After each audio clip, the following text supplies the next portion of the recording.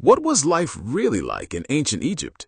They built monuments that still confuse engineers today. They believed cats were sacred. They pulled brains out through noses, and they ruled the world for over 3,000 years. Ancient Egypt, the civilization that refused to be forgotten. But forget the pharaohs and the gold for a second. What was life actually like for the millions of ordinary people who lived there? What did they eat for breakfast? What did they fear? What made them laugh? The real story of ancient Egypt isn't just about pyramids and mummies. It's about people. People not so different from you and me. Let's go back 3,000 years and find out what life was really like on the banks of the Nile. Part 1. The world's greatest river. Everything in ancient Egypt started with one thing: the Nile. Without the Nile, Egypt would have been nothing but endless desert. Every year, the river flooded its banks, and when the water pulled back, it left behind rich, dark soil, perfect for growing food. The Egyptians called this dark land the Black Land, and the desert beyond it the Red Land, a dangerous place of heat, sandstorms, and death. Life was only possible close to the river, and the Egyptians knew it. They believed the Nile was a gift from the gods, and in many ways, it was. Part 2. Who were the Egyptians? Most people in ancient Egypt were ordinary farmers, not pharaohs, not priests, not warriors, just regular people trying to feed their families. They woke up before sunrise, they worked the fields under a burning sun. They grew wheat, barley, onions, garlic, and vegetables. Life was hard, but it had a rhythm. Flood season, planting season, harvest season, repeat. And during the flood season, when farming was impossible, many farmers were recruited to help build the great monuments of Egypt, not as slaves, but as workers who were fed, housed, and respected. Yes, the pyramids were built by workers, not slaves. That's one of history's biggest misconceptions. Part 3. A day in the life. So what did an ordinary Egyptian do all day? They woke up early. Breakfast was simple: bread and beer. Yes, beer. Even children drank it. But before you get excited, it was more like a thick, cloudy porridge than what we drink today. It was nutritious, safe, and filling. After breakfast, people went to work. Farmers headed to the fields. Craftsmen went to their workshops. Scribes sat down to write.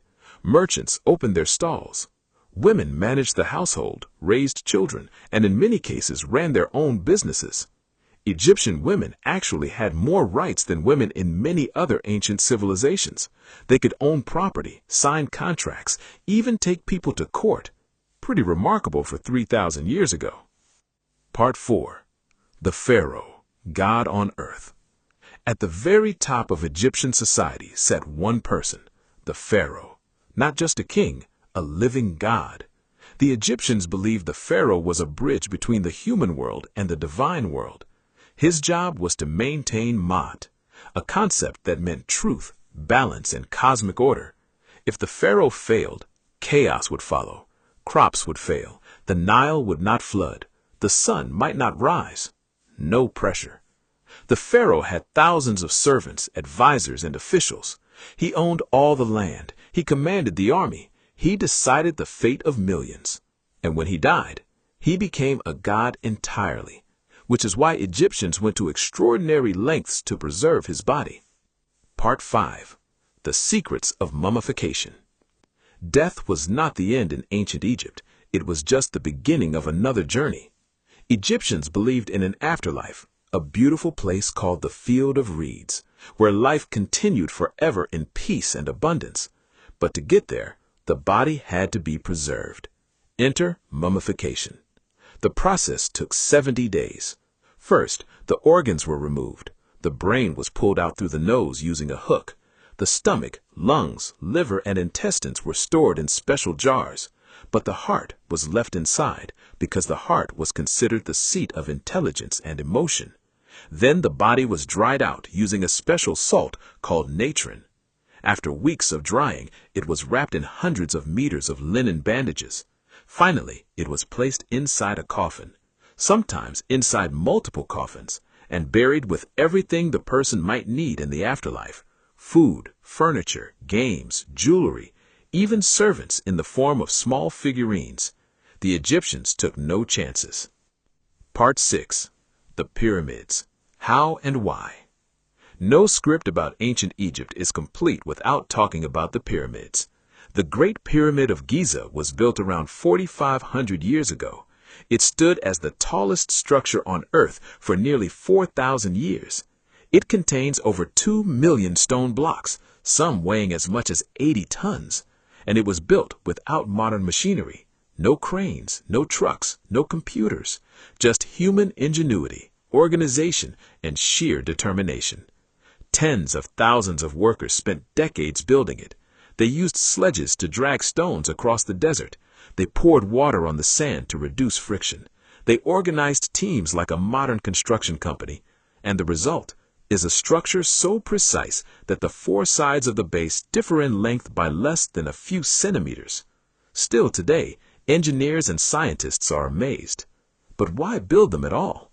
The pyramids were tombs, monuments to the power of the pharaoh, a way of ensuring eternal life, and a statement to the entire world. Egypt was unstoppable. Part 7. Gods everywhere. Religion was everywhere in ancient Egypt. The Egyptians worshipped hundreds of gods. Ra, the sun god, sailed across the sky every day in a golden boat. Osiris ruled the land of the dead. Anubis, with the head of a jackal, guided souls to the afterlife. Isis, goddess of magic, protected families. Horus, the falcon-headed god, represented the living pharaoh. Every city had its own temple. Every home had its own small shrine. Priests performed rituals every day to keep the gods happy, because if the gods were unhappy, the world would suffer. Religion wasn't just a belief. It was the operating system of Egyptian civilization. Part 8. The slow decline. No civilization lasts forever. After thousands of years of greatness, ancient Egypt began to weaken. Invasions, internal conflicts, climate changes, economic troubles. First came the Persians, then the Greeks under Alexander the Great, then the Romans. In 30 BC, the last pharaoh, Cleopatra, died, and Egypt became a province of Rome. The age of the pharaohs was over. Temples fell silent. Hieroglyphics were forgotten. The old gods faded away. An entire civilization slowly disappeared into the sand. Ending. So what was life really like in ancient Egypt? It was a world built on the edge of a river, a civilization that turned desert into farmland, that built monuments that still stand today, that believed death was not an ending, but a doorway. Ordinary people farmed, baked bread, and raised families, while pharaohs claimed to hold the universe in balance.